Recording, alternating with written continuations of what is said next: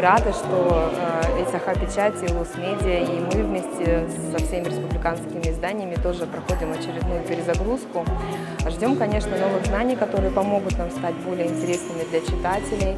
Сегодня у нас был очень интересный спикер Игорь Кимановский, который тоже поднял одну из, наверное, самых актуальных на сегодняшний тем, это тема СВО.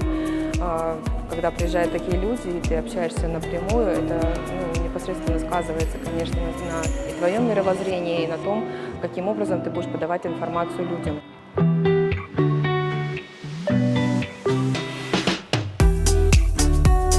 Самое главное, где я поняла, что вот да, идет действительно информационная война.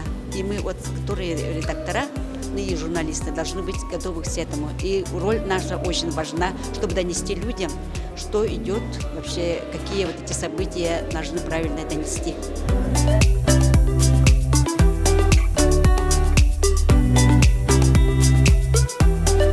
У нас сейчас 34 сетевых издания, которые на сегодня показывают очень хорошие результаты.